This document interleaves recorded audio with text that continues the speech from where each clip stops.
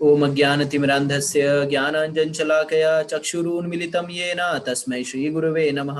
श्रीचैतन्यमनोभीष्टं स्थापितं येन भूतले स्वयं रूपा कदा मह्यं ददाति स्वपदान्तिकं। वन्देऽहं श्रीगुरो श्रीयुतापदकमलं श्रीगुरुवैष्णवांश श्रीरूपं साग्रजातं सगण रघुनाथान्वितं तं सजीवं साद्वैतं सावधूतं परिजनसहितं कृष्णचैतन्यदेवं श्री राधा कृष्ण पादान् सगण ललिता श्री विशाखान्वितांश।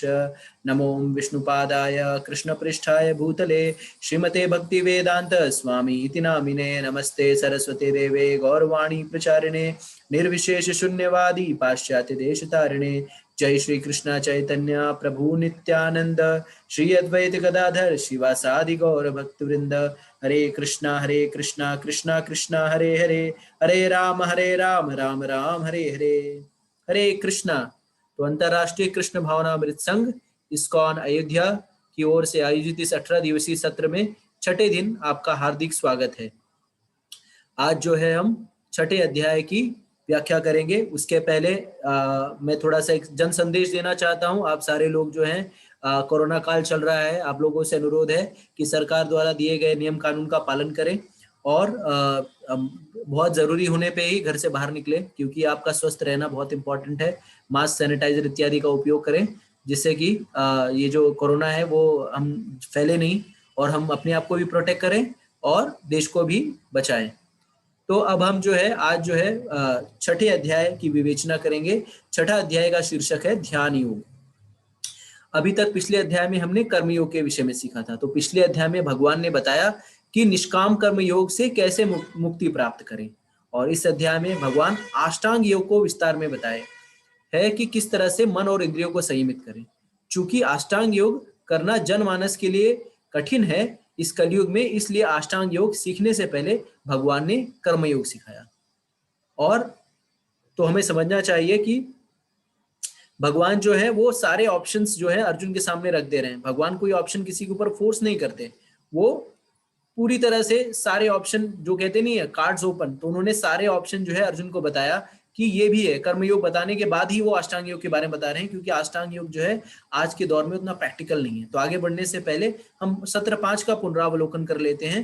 तो हमने सत्र 5 में देखा था कि किस तरह के अर्जुन का प्रश्न था कि संन्यास करें अथवा कर्म करें। उसके बाद कर्मयोग के विषय में हमने देखा, फिर देखा कि किस तरह से निष्काम कर्म योग जीने से हम बंधन से मुक्त हो जाते हैं। 3 प्रकार के कर्ता का ज्ञान देखा हमने, वो ट्रायंगल देखा हमने कि किस तरह से वो ट्रायंगल है। उसके उपरांत हमने भगवान ने हमारे साथ बुरा नहीं किया तो फिर किसने किया, और फिर हमने ये देखा कि इंद्र तृप्ति अस्थायी है और जीवन की शांति का सूत्र क्या है। 5:29 में जब भगवान कहते हैं भोक्ताराम तपसाम सर्वलोक महेश्वरम सुहृदम सर्वभूतानाम यत्त्वमाम शांतिरिक्षति। तो अध्याय 6 को, जो कि ध्यान योग जिसका शीर्षक है, उसको हम संक्षेप रूप में देख लेते हैं। तो श्लोक संख्या 1 से 9 में अष्टांग योग में पद्धति, आरूढ़ और आरूढ़ गति के विषय में बताते हैं भगवान। श्लोक संख्या 10 से 32 में अष्टांग योग के विभिन्न स्तर के बारे में बात करते हैं। श्लोक संख्या 33 से 36 में मन को नियंत्रित करने की आवश्यकता के विषय में बताते हैं। और आप ध्यान पूर्वक इसे सुनिएगा, मन को नियंत्रित करना जो है वो सबसे महत्वपूर्ण विषय वस्तु है। अगर मन नियंत्रित नहीं है तो हम किसी भी विषय वस्तु में सफलता प्राप्त नहीं कर सकते। और अंतोदगत्वा बताते हैं किस तरह से भक्ति योग जो है वो सबसे ऊपर की सीढ़ी है। तो इसकी शुरुआत होती है भगवान के द्वारा। तो भगवान जो है, पहले उन्होंने भोक्ताराम बताया, खुद को भोक्ताराम बताया, और अब जो है भगवान यहाँ पे इस कर्म योग के विषय में जो है कर्मयोग को पहले जो है वो थोड़ी सी सराहना करते हैं, क्योंकि वो व्यवहारिक है। और यहाँ पे हम लोग उस ट्रायंगल को देख रहे हैं, जिसको जान करके हम जान पाते हैं कि कौन कौन कार्य कर रहा है। ठीक है, तो जीव इच्छा करता है और परमात्मा क्या करते हैं, उसको सैंक्शन करते हैं। और प्रकृति जो है उस सैंक्शन को, उस कार्य को, हमें जो भी हमारी इच्छा रहती है उसको करने में प्रकृति जो है हमारा सहयोग करती है। तो हम श्लोक संख्या 1 पे आते हैं। श्लोक संख्या 1 में श्री भगवान उवाच अनाश्रिता कर्म फलम कार्यम कर्म करोति या सन्यासी च योगी च न च क्रिया। श्री भगवान ने कहा, जो पुरुष अपने कर्मफल के प्रति अनासक्त है और जो अपने कर्तव्यों का पालन करता है, वही सन्यासी और असली योगी है। वह नहीं जो कि न अग्नि जलाता है न कर्म करता है। तो यहाँ पे समझने की बात है कि अष्टांग जो, अब यहाँ पे भगवान जो है श्लोक संख्या 1 और 2 में कर्मयोग को बहुत ही सराहना कर रहे हैं, श्लोक संख्या 1 और 2, क्योंकि कर्मयोग जो है बहुत प्रैक्टिकल है और हम आगे देखेंगे किस तरह से अष्टांग योग करना कितना दुष्कर है। तो अब यहाँ पे भगवान कह रहे हैं कि जो अष्टांग योग पद्धति है, जो अष्टांग योग की पद्धति का निर्वहन करना चाहते हैं, उन्हें अपने नियत कर्मों को त्याग नहीं करना चाहिए। तो कई बार हम लोग ऐसा सोचते हैं कि बिना, देखिए जैसा कि कल भी हमने चर्चा की थी, बिना चीजों को जाने हम एकाएक जो है किसी चीज का परित्याग नहीं कर सकते। तो बस जबरदस्ती बैठ के बस ध्यान में पहुंच गए और अपने कर्मों को त्याग दिया, जो हमारे नियत कर्म है, तो हमें ऐसा नहीं करना चाहिए। ठीक है। और जो कर्म योगी होता है अपने कर्मों के द्वारा उद्दत फलों को त्याग करता है, इसलिए वो सन्यासी और योगी दोनों होता है। तो कर्मयोगी जो होता है, तो यहाँ पे बता रहे हैं कि सन्यास और कर्मयोग में डिफरेंट नहीं है, क्योंकि जो कर्मयोगी है वो अपने कर्म फलों, जो कर्म करता है उससे कुछ फल मिलता है और वो इसका त्याग कर देता है, क्योंकि उसको कोई इंटरेस्ट ही नहीं होता उस फलों में। कोई भी एक्शन कर रहा है उसको उसके फल में एक्शन नहीं, इसके लिए वो सन्यासी होता है। और दूसरी चीज, क्योंकि उसका इंद्र तृप्ति के संबंधित कार्यों में कोई कोई उसकी रुचि नहीं होती, इसके लिए वो योगी होता है। तो जो कर्म योगी होता है वो जो कर्म योग करता है वो सन्यास और योग दोनों एक साथ कर लेता है। जैसा कि आप चित्र में देख पा रहे हैं, यहाँ पे कुछ उदाहरण दिए गए हैं किस तरह से जनक महाराज इत्यादि, जनक इत्यादि महाराज। तो जनक महाराज और जो दूसरे भक्त हैं, तो ये भक्त जो हैं, अगर आप इनको देखेंगे, जो उच्च भक्त होंगे, जो कर्मयोगी होंगे, वो चलने फिरने में आम जनमानस की तरह दिखते हैं। वो भी ड्यूटी जाते हैं, वो भी अपने बच्चों का प्रतिपाल करते हैं, वो भी दैनंदिनी कार्य करते हैं, उनकी भी समस्याएं रहती है, उनकी भी पारिवारिक दुख और दूसरी प्रॉब्लम्स रहती हैं, लेकिन फिर भी वो है, वो ये जो योगी जो बैठ गए हैं बिना कुछ किए, उनसे सर्वश्रेष्ठ है। क्यों? क्योंकि ये व्यक्ति जो है, जो कृष्ण भावनाभावी व्यक्ति है, जो कर्म, जो पूरी तरह से भगवान को समर्पित व्यक्ति है, वो पूरी तरह से भगवान के ऊपर आश्रित है और वो उसके जो भी कार्य करने होते हैं, उसके जो भी कार्य होते हैं, वो भगवान की प्रसन्नता के लिए होते हैं। तो जैसे कि ये जो ध्यान धारण इस तरह से जो बैठ जाते हैं बिना कुछ समझे ही, वो लोग स्वार्थी होते हैं, वो स्वयं को आनंद देने के लिए बैठे रहते हैं कि मुझे जो है आनंद मिलेगा। लेकिन जो भक्त होता है उसका कार्य ही जो होता है, उसका कार्य यही होता है कि भगवान की प्रसन्नता के लिए, वो जितने भी एक्शन करता है वो भगवान की प्रसन्नता के लिए करता है। तो जो यहाँ पे, मतलब मैं योगियों की भर्त्सना नहीं कर रहा हूँ, लेकिन मैं बता रहा हूँ कि जैसे आचार्य ने हमें बताया है कि जो ये इस तरह से जो सन्यास, जो योग करने के लिए बैठ जाते हैं, अगर उनको देखें तो वो स्व के लिए बहुत चिंतित रहते हैं कि मुझे जो आनंद प्राप्त हो, मुझे जो आनंद प्राप्त हो। लेकिन भक्त जो होता है वो स्वयं के आनंद के लिए नहीं कार्य करता है। जो कर्मयोगी होता है, पूर्ण तरह से कर्मयोगी होता है, वो भगवान की प्रसन्नता के लिए कार्य करता है, क्योंकि उसको किसी भी कर्मफल से ना तो कोई इच्छा होती है, ना तो उसकी भोग से इच्छा होती है। उसकी एकमात्र इच्छा होती है भगवान की प्रसन्नता। तो जैसे कि हम जानते हैं, चैतन्य महाप्रभु ने त्याग की सर्वोच्च प्रतीक के बारे में बताया है अपने शिक्षाष्टकम जो प्रार्थना है उसमें। तो चैतन्य महाप्रभु क्या कहते हैं? ना धनम ना जनम ना सुंदरिम कविताम वा जगदीश कामये मम जन्मनि जन्मीश्वरे भवतात् भक्ति रहितु की त्वयि। तो कहते हैं, ना मुझे धनम, ना मुझे धन चाहिए, ना जन्म, ना मुझे जन्म चाहिए, ना कविता चाहिए, ना अनुयायी चाहिए, मुझे क्या चाहिए? जन्म जन्मांतर तक आपकी अहेतु की भक्ति चाहिए। तो सोचिए, जो भक्त होते हैं वो भगवान की अहेतु की भक्ति करते हैं, उनको कोई लक्ष्य नहीं होता। प्राय हमारे सारे लोगों को क्या लक्ष्य होता है कि मुझे धन मिले। हम सारे लोग धन कामी है, मुझे धन मिले, किसी भी तरह से मेरे पास बहुत पैसा आ जाए और मुझे ऐसे उच्च कुलीन मतलब परिवार में जहां जन्म मिले, मुझे जहां पे बहुत ऐशो आराम हो अगर जन्म मिले तो। और सुंदरिम का अर्थ है कि मुझे अच्छी अच्छी जो, मतलब सुंदर स्त्री मिले, या स्त्री रहे तो सुंदर पुरुष मिले। तो इस तरह की हमारी कामना होती है। और कविताम व जगदीश काम है, कविता मतलब मेरी बहुत बड़ाई हो, बखान हो। जैसे हम सारे लोग जो है बखान के लिए रहते हैं कि मतलब थोड़ी भी हमारी बड़ाई होती है तो हमारा सीना चौड़ा हो जाता है। तो हम सारे लोग इसके लिए लालयित रहते हैं। लेकिन जो निष्काम कर्मयोगी, जो पूर्ण तरह से कृष्ण भावना भावित व्यक्ति होता है, वो जो है पूरी तरह से वो कृष्ण की प्रसन्नता के लिए कार्य करता है और उसको कोई फर्क नहीं पड़ता कि कोई उसकी बड़ाई कर रहा है या नहीं कर रहा है। वो इसके लिए कार्य करता होता है कि मेरे कार्य से कृष्ण प्रसन्न हो रहे हैं कि नहीं। जैसा भागवत में कहा गया है, अतः पुंबीर द्विश्रेष्ठा वर्णाश्रम विभाग सा स्वानिस्थिता धर्मस्य समसिद्धि हरितोषणम। तो एक पूर्ण कर्मयोगी जो है वो समसिद्धि हरितोषण मतलब हरि की प्रसन्नता के लिए कार्य करता है। और इसीलिए जैसा कि हमने देखा योग और संन्यास, क्योंकि योग जो इसके लिए अगले श्लोक में भगवान कह रहे हैं कि इस तरह से इस कारण से योग और संन्यास एक समान है। हे पांडुपुत्र, जिसे संन्यास कहते हैं उसे ही तुम योग अर्थात परम ब्रह्म से युक्त जानो, क्योंकि इंद्र तृप्ति के लिए इच्छा को त्यागे बिना कोई भी योगी नहीं हो सकता। तो अगर जैसे हम देखते हैं आजकल के परिप्रेक्ष्य में, तो अगर जब तक आपके अंदर इंद्रिय तृप्ति की इच्छा है तब तक आप योग साधना नहीं कर सकते। मतलब भोग की प्रवृत्ति, तो भोग की प्रवृत्ति कैसे आती, क्यों आती, इसका आगे भगवान विवेचना करेंगे। लेकिन इतना समझ जाइए कि जब आप योग कर रहे हैं, जब योग साधना में आप प्रवीण होना चाहते हैं, तो आपके अंदर भोग की कोई इच्छा नहीं होती। जैसे आजकल के दौर में जो है तरह तरह के जो है पद्धतियां दिखाई देती हैं जिसमें आप कुछ भी करिए, और आजकल तो मतलब कुछ भी करिए लेकिन योग कर सकते हैं। लेकिन ये योग नहीं है, ये सिर्फ पूरा योग के नाम पे भोग है, समझ लीजिए। ये योग असली योग नहीं है, क्योंकि भगवान यहाँ पे उसकी विवेचना क्या कर रहे हैं कि योग करने का अर्थ है कि आपको पूरी तरह से जो है इंद्रिय भोग की इच्छा से ऊपर होना चाहिए, इंद्रिय भोग की इच्छा नहीं होनी चाहिए। तो श्लोक संख्या 3 और 4 में अब भगवान जो है विवेचना कर रहे हैं किसके विषय में। अब योग भी करते हैं, उसमें भी जो है स्तर होता है, ठीक है। उसमें भी 2 स्तर होता है, एक होता है योग आरुक्ष और एक होता है योग आरूढ़। तो ये दोनों स्तर, जैसे हम कहते हैं ना कि योग, अब देखिए कितनी गहराइयों में जाके भगवान बता रहे हैं कि हम लोग जैसे सोचते हैं ना, कोई भी ऐसे ऐसे ऐसे जो है मतलब ऐसे आसन लगा के बैठ गया या उंगली ऐसे आंख बंद कर लिया, वो इस तरह से योगी नहीं।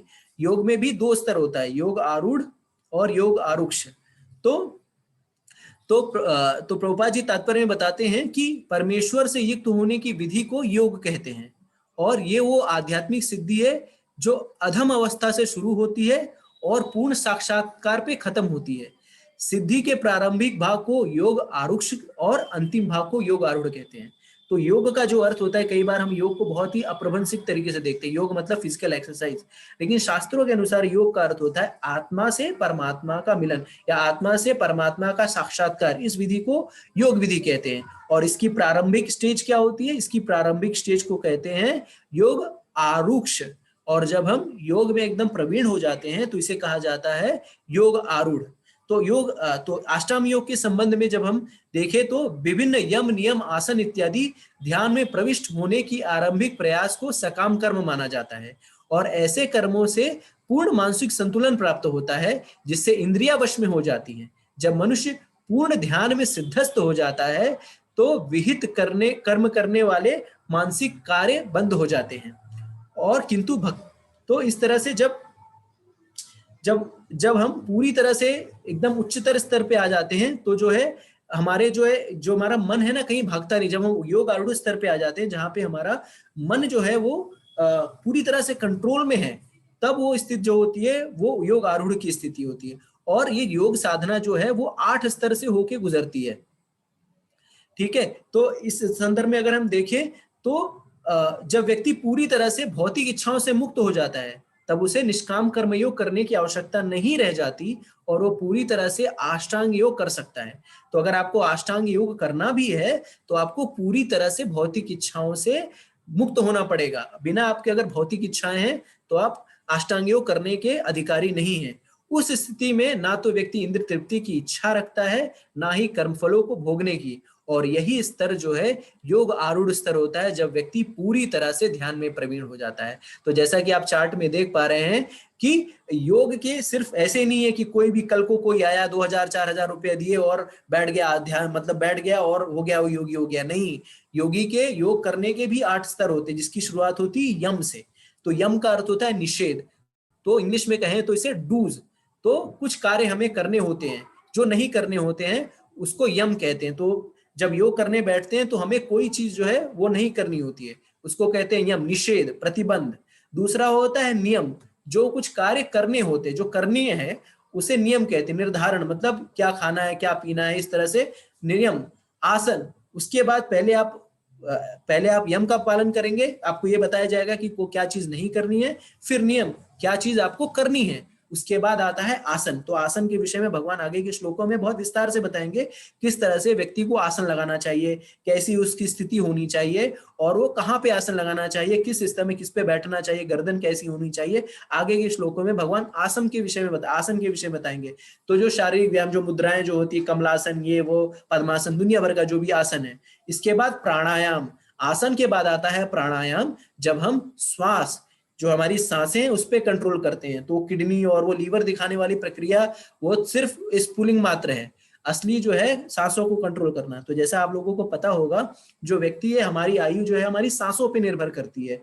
और इसी के लिए आप देखेंगे प्रायः जो योगी जन होते हैं उनकी आयु लंबी होती है, बहुत तो सैकड़ों हजारों साल तक जीवित रहते हैं। क्यों? क्योंकि वो अपनी सांसों पे कंट्रोल करते हैं। तो जिसको अपनी सांसों पे कंट्रोल करने का सिंपल सा अर्थ है कि आपकी आयु जो है वो बढ़ जाती है। फिर इसके बाद आता है प्रत्याहार। तो प्रत्याहार में हमें इंद्रिय के भोग की वस्तुओं से निग्रह करना पड़ता है, अपनी सेंसेस को कंट्रोल करना पड़ता है। जैसे कि पहले के अध्याय में भगवान ने किसका उदाहरण दिया था? कछुए का उदाहरण दिया था। किस तरह से कछुआ क्या करता है, इंद्रिय भोग की स्थिति को देखता है, तो जैसे खतरे की स्थिति को देखता है तो इंद्रिय संकुचित कर लेता है। उसी तरह से प्रत्याहार में हमें इंद्रिय निग्रह करना पड़ता है कि भोग करने की स्थिति है, लेकिन हमें अपनी बुद्धि का इस्तेमाल करके उस भोग के चक्कर में हमें फंसना नहीं है। फिर आता है धारण, जब हम मन में भगवान को केंद्रित करते हैं। जब देखिए योगी जन, जो असली योगी, आजकल के फर्जी योगी नहीं, जो असली योगी होते हैं, ध्यान करते हैं, किस पे ध्यान करते हैं? अपनी श्वास पे ध्यान करते हैं, और जो परमात्मा रूपी जो हृदय में भगवान निवास करने उस पे ध्यान करते हैं। तो इसे कहते हैं, इस स्थिति को कहते हैं, जब वो प्रत्याहार इंद्रियों को निग्रह कर लेता है, जब भगवान को ध्यान करने योग्य हो जाता है, उसको धारण कहते हैं। और फिर आता है ध्यान, मतलब जब हम पूरी तरह से भगवान के ऊपर केंद्रित रहते हैं, पूरी तरह से फुल टाइम जो है वो कृष्ण भावना भावित रहते हैं, भगवान के ऊपर ही हमारा मन जो है लगा रहता है। सोने की स्थिति को ध्यान नहीं कहते। कई लोग जो है ध्यान को बहुत चीप समझते हैं, मतलब आंख बंद कर लिया, थोड़ा सा सो सा लिया, अरे मैं तो ध्यान कर रहा था। भैया ये ध्यान नहीं है, ये सोना है। तो एक बार श्रील प्रभुपाद जी को किसी ने कहा कि प्रभुपाद जी, मैं जब ये ध्यान लगाता हूँ ना तो मुझे बहुत आनंद आता है, तो मैं ना खो जाता, मुझे कुछ पता ही नहीं चलता। तो श्रील प्रभुपाद जी ने कहा, हाँ, जब आदमी सोने की अवस्था में होता है ना, तो उसे कुछ पता नहीं चलता, और सो के उठता है तो आदमी को रिफ्रेश लगता है। तो ये आजकल का जो ध्यान है, ये सिर्फ एक ढोंग मात्र है, मतलब 99% ऐसा। क्योंकि ये स्थिति देखने के बाद अगर हम एनालाइज कर सकते कि चल क्या रहा है मार्केट में। और फिर अंतोदगत्वा समाधि, जब पूरी तरह से मन जो है वो भगवान में रम जाता है। तो इस स्थिति को, ये जो 8 स्तर जो है, ये शुरुआत होती है योग की, शुरुआत अष्टांग योग की शुरुआत होती है यम से, और खत्म होती है समाधि पर। तो आप सोचिए कि इसके मध्य में कितनी सारी चीजें हैं। और आजकल के दौर में जो क्या चल रहा है उसके ऊपर कुछ कमेंट करने लायक नहीं है, क्योंकि ये पब्लिक प्लेटफॉर्म है और कुछ कहना जो है वो ठीक नहीं। लेकिन आप एनालाइज कर सकते हैं कि भगवान ने कितनी गहराई में जाकर इस सारी चीजों की विवेचना की है। हरे कृष्णा। हरे कृष्णा। तो आप सभी को दंडवत प्रणाम। जैसा कि प्रभु ने बताया, आज का ये जो हमारा अध्याय है, ये है ध्यान योग। तो ऐसा है, भगवान जो है अर्जुन को सब प्रकार का दर्शन दे रहे हैं, ज्ञान योग, कर्म योग, ध्यान योग। उन्होंने अध्याय 2 में दे दिया। 3, 4, 5 में जो है कर्म से निष्काम कर्म योग तक की यात्रा दिव्य ज्ञान के द्वारा पूरी हो गई। और अब हम आ जाते हैं, जैसे जो चीजें हमें जब तक पता ना रहे वो तब हमें बहुत रहस्यमय लगती हैं। तो भगवान ने अर्जुन के माध्यम से हम सबके लिए ये प्रस्तुत किया है। आज का ये सत्र का पहला भाग जो हम लोगों ने देखा, हम लोगों ने अष्टांग योग का अभी सिर्फ निष्काम कर्म योग के सापेक्ष क्या महत्व है, क्या तुलना है, और किस प्रकार किया जाना चाहिए, कितने स्तर होते हैं, वो सब प्रभु ने बहुत सुंदर तरीके से बताए। अब इतना सुनने मात्र से, करीब 20 मिनट सुना हम लोगों ने, इतना सुनने मात्र से हमें इस बात में तनिक भी संशय नहीं होने लग जाना चाहिए कि अब ये निष्काम कर्म योग करना चाहिए, कि भक्ति योग करना चाहिए, कि ये अष्टांग योग करना चाहिए। इसमें आप लोगों में से, हम लोगों में से किसी को भी दुविधाग्रस्त होने की आवश्यकता नहीं है। इस सत्र के अंतिम भाग में जब हम लोग देखेंगे कि अष्टांग योग, ये हमने आहार, नियम, प्रत्याहार, समाधि, प्राणायाम, आसन, ये सब बता दिया है, लेकिन क्या ये हम लोगों के लिए व्यवहारिक है? भगवान बेसिकली अष्टांग योग का वर्णन जो किए हैं यहाँ पर, वो ये बताने के लिए किए हैं जीवों को कि ऐसा नहीं है कि मैं जो ये ज्ञान तुम्हें बताने जा रहा हूं, मैं केवल इसी एक मार्ग से मिलता हूं। भगवान ये कह रहे हैं कि ज्ञान योग, ध्यान योग और भक्ति योग, अगर आप सबने इस सूची को ध्यान से देखा रहा होगा तो आप देख सकते हैं कि अंतिम में समाधि में क्या लिखा है? पूर्णतः मगन। पूर्णतः मगन किसमें होना है? हमें पूर्णतः मगन होना है भगवान में, भगवान के जो हमारे चरणारविंद है, जो उनका मुख कमल के समान मुख है, उनका ध्यान धारणा करते हुए जीवन यापन करना है। तो भगवान अष्टांग योग का जो दर्शन करा रहे हैं ना यहाँ पे, इसके लिए ये समझ लीजिए, 2 बातें अभी बता देते हैं हम लोग, सत्र समाप्त होने तक आपको इन बातों पर पूरा विश्वास भी हो जाएगा। जब हम अष्टांग योग के ये ध्यान धारणा, नियम, आहार, प्रत्याहार, आसन, समाधि का शुरुआत करने का तरीका बताएंगे, जो भगवान ने इस अध्याय में बताया है, तो हमें ये स्पष्ट हो जाएगा कि ये व्यवहारिक नहीं है। तो क्या हम निराश हो जाएं? इसके लिए भगवान ने कलयुग में पहले ही कहा है कि भक्ति योग हमें अष्टांग योग के समान फलदायी है। जो प्रथम 2 श्लोक हमने देखे थे, उसमें भगवान ने क्या कहा? उन्होंने निष्काम कर्म योग की महिमा इसलिए बताई कि जो कुछ भी आप अष्टांग योग से प्राप्त करते हैं, वो आपको निष्काम कर्म योग अर्थात भक्ति योग द्वारा सहज और सरल रूप में प्राप्त हो जाता है। तो यहाँ तक की जो बात है वो बिल्कुल आदर्श स्थिति बताई गई है। और जैसा प्रभु ने कहा कि कलयुग में ऐसा नहीं है कि अष्टांग योग को धारण करने वाले योगी नहीं हैं, बिल्कुल है। हमारे हिमालय, ऋषिकेश, हरिद्वार और दक्षिण भारत के भी कई गुफाओं और कंदराओं में आज भी ऋषि अष्टांग योग का ध्यान कर रहे हैं। लेकिन हमारे लिए समस्या ये है कि वो वो सर्व सुलभ नहीं है, और वो इस प्रकार के जो आज का जो भौतिक जीवन है, जो भौतिक वातावरण है, उसमें भी यदा कदा ही दिख पाते हैं। कभी किसी कुंभ के मेले में, कभी कहीं पर जो है दैविक कार्य हो रहे होंगे, उन अवसरों पर वो उपस्थित होते होंगे, लेकिन शायद हम अपनी योग्यता से उन्हें जान भी नहीं पाएंगे। तो अष्टांग योग जो हमें गूढ़ रहस्य लगता है, वो आज इस अध्याय में इन पद्धतियों से जानने के बाद एक विषय जो हमारे मस्तिष्क में पूर्णतः स्पष्ट होना चाहिए, वो ये कि क्या ये व्यवहारिक है? ये आप लोग अंत में सुनने के बाद कमेंट बॉक्स में लिख सकते हैं, क्या ये व्यवहारिक है? क्या यही एकमात्र साधन है भगवान को प्राप्त करने का? अगर इन दोनों का उत्तर ना है, अर्थात अगर ये व्यवहारिक नहीं है और क्या यही एकमात्र साधन नहीं है, तो फिर प्रश्न ये उठता है कि भगवान अर्जुन को यहाँ पे क्यों बता रहे हैं? ये बिल्कुल वैसा ही है जैसे एक बच्चा जाए, एक कहीं आप किसी सर्कस में, किसी थिएटर में, कहीं पे भी जाइए ऐसे, और एक कोई दरवाजा बंद है, एक कोई रास्ता है कि ये सामान्य जन के लिए नहीं है, तो हमें क्या लगता है, हम इसके अंदर क्या है? इसके अंदर कुछ ऐसा गूढ़ है जो कि कुछ स्पेशल लोगों को ही पता होगा। इसलिए ये सेक्शन, ये सत्र, ये अध्याय भगवान ने उस गूढ़, उस रहस्य को उजागर करने के लिए रखा। लेकिन इतना सब जानने के बाद भी स्पष्टता किस बात में रहनी चाहिए? स्पष्टता उस बात में रहनी चाहिए कि अंतिम स्तर अष्टांग योग का समाधि है, और समाधि का अर्थ होता है मगन रहना। मगन रहने का मतलब, अभी हम सब जो भी बोल रहे हैं और जो सब सुन रहे हैं, वो सब लोग सहज रूप से श्वास अंदर और बाहर कर रहे हैं। हम सब सहज रूप से सांस ले रहे हैं। तो भगवान में मग्न होना इतना ही सहज और स्वाभाविक होना चाहिए हमारे जीवन में, चाहे वो अष्टांग योग से आए, चाहे वो भक्ति योग से आए। परिणाम दोनों का समान होता है।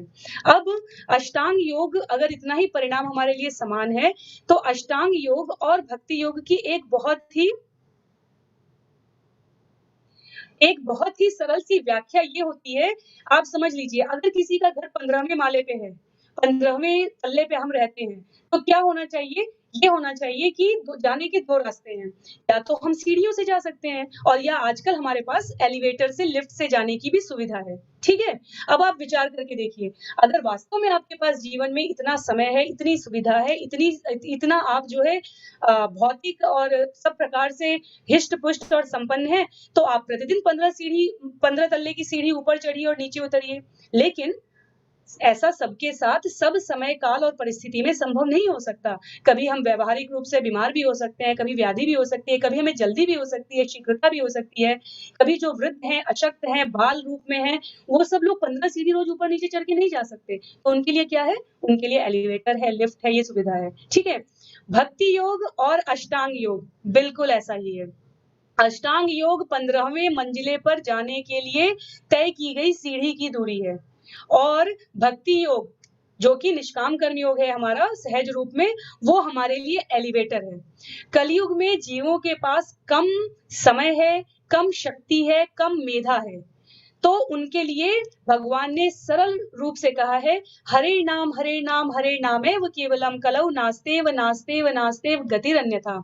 कलयुग में सबसे बड़ा योग, सबसे बड़ी साधना, सबसे बड़ी तपस्या है हरे नाम कीर्तन करते हुए अपने मन बुद्धि अहंकार को शुद्ध करते हुए इस जीवन का यापन कर देना, इस जीवन में आए हुए निर्दिष्ट कर्मों को करते चले जाना। तो ऐसा नहीं है, जैसा प्रभु ने स्पष्ट कहा, ऐसा नहीं है कि हम अष्टांग योग को या जो इनकी साधना और तपस्या करने का मार्ग हमें दिखाना चाह रहे हैं उनकी हम लोग यहाँ पर निंदा कर रहे हैं। कैसे कर सकते हैं? स्वयं भगवान यहाँ पर स्पष्ट रूप से कह रहे हैं कि अष्टांग योग ध्यान योग समान रूप से फलदायी है।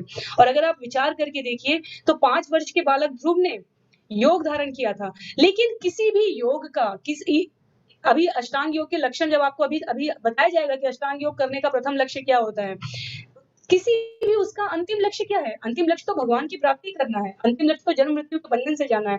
तो अगर हमें कोई कार्य सहज सरल तरीके से मिल रहा है करने के लिए और वो समान रूप से फलदायी है और भगवान वास्तव में भगवत गीता के हर अध्याय में जो अंतिम कुछ श्लोक हैं उसमें इसकी संस्तुति कर रहे हैं, इस बात को प्रतिपादित कर रहे हैं, प्रमाणित रूप से हमें स्मरण करा रहे हैं पुनः पुनः कि कलयुग के लिए यही व्यवहार रूप में है, तो हमें इसमें किसी भी प्रकार की दो राय नहीं रखनी चाहिए। तो आज का सत्र विशेष रूप से हमारे उन सभी सुधी जनों के लिए जिनको इस बात का थोड़ा रहस्य था, थोड़ी गूढ़ता थी कि जो है अष्टांग योग क्या है, सांख्य योग क्या है, ध्यान योग क्या है, इसके बारे में भी कुछ बताइए आप लोग। और क्या इसका फल कम और ज्यादा हो सकता है, क्या यही करने से भगवान मिल सकते हैं? तो इसलिए हमने ये समय लिया।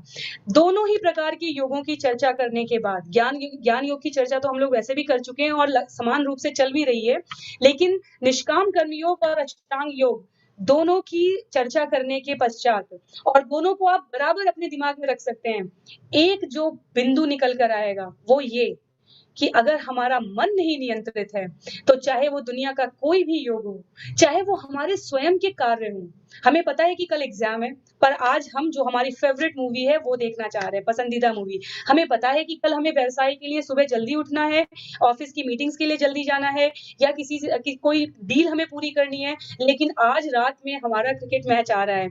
तो हमारा मन किसी भी, ये व्यवहारिक उदाहरण मैं सिर्फ इसलिए देने का प्रयास कर रही हूँ कि हमें ये स्पष्टता आ जानी चाहिए कि एक साधारण कर्म करने के लिए जीवन में हमें अपने मन को साधने की कितनी आवश्यकता है। तो फिर अष्टांग योग या फिर निष्काम कर्म योग, दोनों में इस तत्व की प्रमुखता है। इसलिए भगवान अष्टांग योग का एक बिंदु मात्र परिचय देने के पश्चात श्लोक संख्या 5 में आ जाते हैं, तुरंत पहले मन को साधने की प्रमुखता बताने के लिए, मन को साधने का क्या महत्व है। तो भगवान कह रहे हैं, उद्धरेदात्मनात्मानं नात्मानं अवसादयेत् आत्मैव्यात्मनो बंधु आत्मैव रिपुरात्मनः। भगवान कहते हैं मनुष्य को चाहिए कि अपने मन की सहायता से अपना उद्धार करे और अपने मन को नीचे न गिरने दे। यह मन बद्ध जीव का मित्र भी है और शत्रु भी है। 4 प्रमुख बिंदु बताए गए हैं यहाँ पे। मनुष्य, हम सब मनुष्य हैं। क्यों है मनुष्य? क्योंकि हमारे पास एक विवेक है जो हमें इस जीवन के पहले और बाद में सोचने की, समझने की और आचरण करने की स्वतंत्रता जो मिली है उसका प्रयोग करने का विचार देता है। अब इसकी सहायता से हमें क्या करना है? हमें स्वयं को नीचे गिरने से बचाना है। सोचिए कि भगवान ने पहला शब्द प्रयोग किया है कि अपना उद्धार करिए और फिर प्रयोग किया है कि नीचे नहीं गिरने देना चाहिए।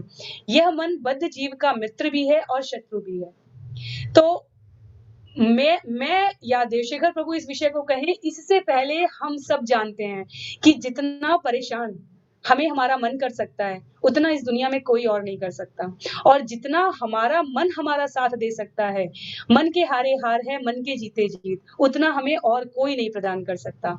वही बात इसीलिए कहा गया ना, भगवत गीता में जो एक एक सूत्र है ना, वो एक एक मैनेजमेंट कॉलेजेस में, यूनिवर्सिटीज में, और जो है बड़े बड़े जो हमारे मोटिवेशनल स्पीकर्स होते हैं और साइकोलॉजिस्ट होते हैं, ये सब लोग, मनोवैज्ञानिक, सब लोग के लिए इस ग्रंथ में सभी प्रकार के विषय भरे हुए हैं। ये जो चित्र आप लोग देख सकते होंगे, हम जैसा विचार करते हैं वैसी हमारे जीवन में धारणा होती है। कोई भी बात हम में से आज तक कोई कभी नहीं कहेगा अपने मुंह से जब तक उसने अपने मन में सोचा ना हो और बुद्धि दिमाग ने उस पर विचार न किया हो। इसलिए कहा जाता है जैसा हम विचार करेंगे वैसी हमारी धारणा भी बनेगी। और इसके पश्चात मैं एक बिंदु और कहूंगी, हम में से कोई ऐसा नहीं है जो जिस प्रकार का जीवन यापन करता है वो उसकी धारणाओं के अतिरिक्त और कुछ हो। किसी को लगता है कि मेरे बच्चे के लिए डाबर आंवला उपयुक्त हो सकता है मालिश करने के लिए, किसी को लगता है कि नहीं नारियल का तेल हो सकता है, किसी को लगता है कि मैं इस प्रकार का आहार ग्रहण करूंगा या करूंगी तो मेरा जीवन सुखमय होगा। समान कार्य करने के लिए जीव विभिन्न प्रकार लगाता है, कार्य के लिए विभिन्न प्रकार लगाता है। इनके मूल में कौन है? इनके मूल में धारणाएं हैं, जो हमने अपने बारे में कॉन्सेप्ट बना लिया है, हमारे जो विचार बना लिए हैं। और ये जो धारणाएं आती हैं, ये जो विचार आते हैं, इनको हमारे हृदय में, हमारे बुद्धि में, विवेक में कौन संचालित करता है? हमारा मन संचालित करता है। और भगवान ने यहाँ पर शब्द प्रयोग किया है बद्ध जीव। भगवान की सृष्टि में 1/4 जो हिस्सा है भगवान के संरचना में, वो भौतिक जगत है। उसमें ये 14 लोक आएंगे, जिसका आगे आपको वर्णन मिलेगा अध्याय 10 में, मेरे ख्याल से 9 में या 10 में आपको इसका वर्णन मिलेगा कैसे लोक हैं। इन भौतिक जगत में रहने वाले जीवों को बद्ध जीव कहा जाता है, क्योंकि हम सब बंधे हुए हैं अपने मन से, अपनी इंद्रियों से, अपने जन्म मृत्यु के चक्कर से बंधे हुए हैं। जो 3/4 भगवान की सृष्टि है, उसे नित्य जीव वहां जो वास करते हैं उन्हें हम नित्य जीव कहते हैं। तो मन केवल प्रभावित करता है बद्ध जीवों को। हमारा मन किया, हमने ये सत्र बोला, ये सत्र सुना और ये सत्र आगे लोगों को फॉरवर्ड किया। हमारा मन नहीं किया, हम नहीं करेंगे। और हमारा मन कैसे करेगा? अगर हम जो कही जा रही बातें हैं उनसे हम संतुष्ट होते हैं, वो हमारे विचारों से मेल खाती है तो हम सुनेंगे, नहीं मेल खाती है तो हम नहीं सुनेंगे। यही हमारे जीवन में भी होता है। बहुत ही कम लोग हैं जो अपने मन को अनुशासित करते हुए किसी कार्य की सिद्धि के लिए प्रयास करते हैं। और हम सबको पता है कि जब भी किसी के जीवन में अपेक्षित सफलता, अपेक्षित प्रकार का अनुभव मिलता है, तो वो उस स्थिति को अपने मन को साध सकने के बाद ही प्राप्त कर पाता है। तो ये श्लोक एक्चुअली, जैसे कुछ श्लोक है भगवत गीता के जो हमारे जीवन का प्रभु ने प्रथम सत्र में ही कहा था मैनुअल होना चाहिए, तो इसमें से कुछ एक प्रमुख श्लोक होते हैं जो कि मैनुअल होने चाहिए, बिल्कुल हमें प्रतिदिन उनको उच्चारण करने का प्रयास करना चाहिए। अध्याय 6 का ये 5वां श्लोक उसी श्रेणी में आता है। और इसलिए कहा गया है कि भगवान सभी को ये सलाह देते हैं, बंधु आत्मनस्य तस्य येनात्मैवात्मता जितः अनात्मनस्तु शत्रुत्वे वर्तेतात्मैव शत्रुवत्। सभी के लिए भगवान की सलाह है, जिसने मन को जीत लिया उसके लिए मन सर्वश्रेष्ठ मित्र है, किंतु जो ऐसा नहीं कर पाया है उसके लिए मन उसका सबसे बड़ा शत्रु है। अब जरा एक बिंदु पीछे जाके देखिए और विचार करिए, अगर हमारा मन हमारे नियंत्रण में है तो हम महल में रहते हुए भी भगवान की ध्यान, धारणा, तपस्या, साधना और अपना जीवन उनको समर्पित कर सकते हैं। और अगर हमारा मन हमारे नियंत्रण में नहीं है तो हम जंगल में भी संसार बसा लेंगे। बहुत सारे उदाहरण होते हैं, बहुत हमारे आचार्यों ने कहानियां सुनाई है इसके लिए, लेकिन अगर हम शास्त्रों के लिए जाएं तो 2 बहुत ही प्रमुख उदाहरण जो आते हैं वो ये हैं। राजा जनक, जिन्होंने अपना जीवन प्रजा पालन करते हुए भी उपाधि प्राप्त किया विदेह की। विदेह थे राजा जनक, इसलिए सीता माता को वैदेही कहा गया, विदेह से उत्पन्न। क्यों? क्योंकि वो शरीर से सब कार्य करते हुए भी, क्योंकि निष्काम कर्मयोगी भक्ति योगी थे, तो उन्होंने अपना पूरा जीवन भगवान को समर्पित करते हुए कहा, तो वो शरीर के स्तर पर कभी उनको देखा ही नहीं गया। जो उनके गुरु थे, हमारे जो है मुझे उनका नाम अभी स्मरण नहीं आ रहा, उन्होंने अष्टाध्यायी गीता लिखी है, अष्टावक्र जी।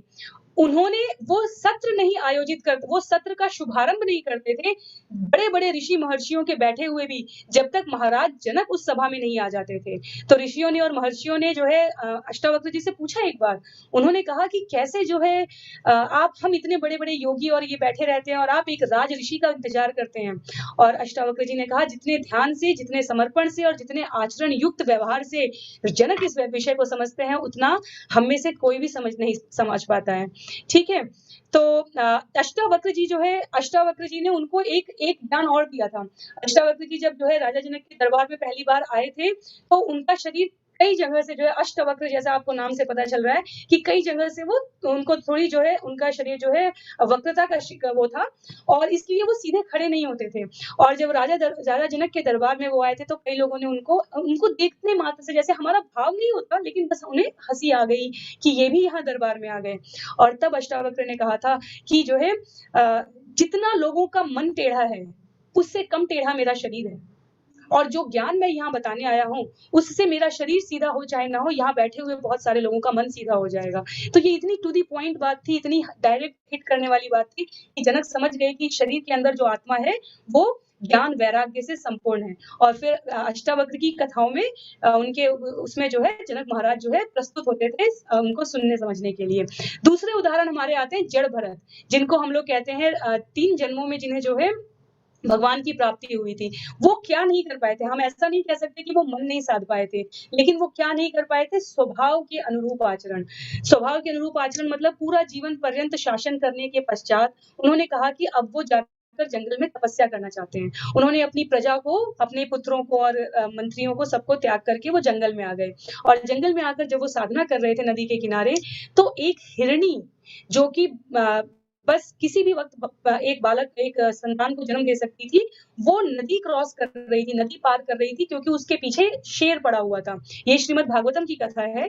और इस नदी पार करने के दौरान उसकी मृत्यु हो जाती है और वो संतान जन्म ले लेती है।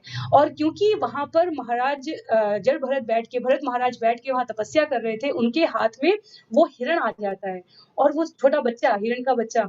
और जनक जो हमारे भरत महाराज हुए हैं, क्योंकि उन्होंने जीवन भर, उनका स्वभाव रहा है प्रजा पालन का, तो वो कैसे उस हिरण के बच्चे को छोड़ सकते थे? उन्होंने उस हिरण के बच्चे का पालन पोषण करना शुरू किया। तो आप पूरा राज्य छोड़कर आए हैं क्या करने के लिए? कि अब आप अष्टांग योग, ध्यान, धारणा, समाधि करके भगवान को प्राप्त करेंगे।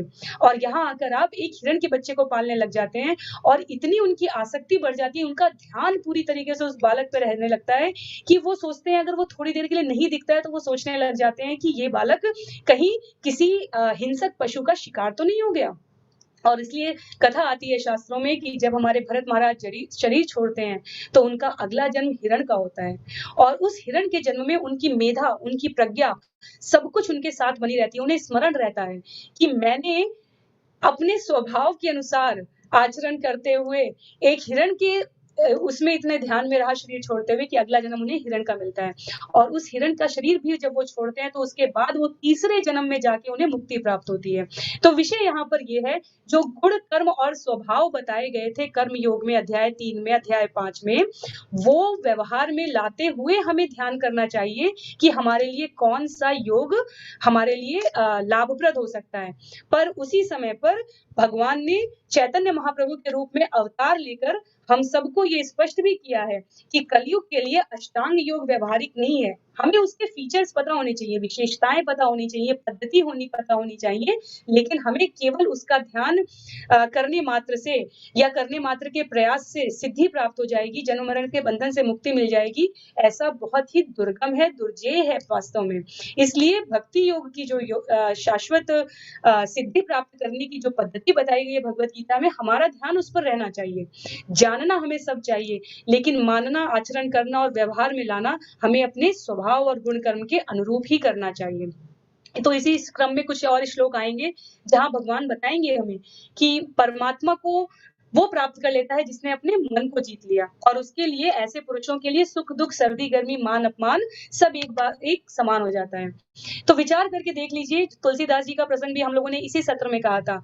मन हमारा स्वस्थ रहना चाहिए। शरीर और बाहरी जो हमारे संबंध हैं उनमें कभी ना कभी कटुता, क्षीणता, व्याधि, जीर्ण अवस्था, ये सब कुछ आते जाते रहेंगे, लेकिन मन को स्वस्थ रखने से हम किस योग में हैं ये हमारे लिए गौर हो जाता है।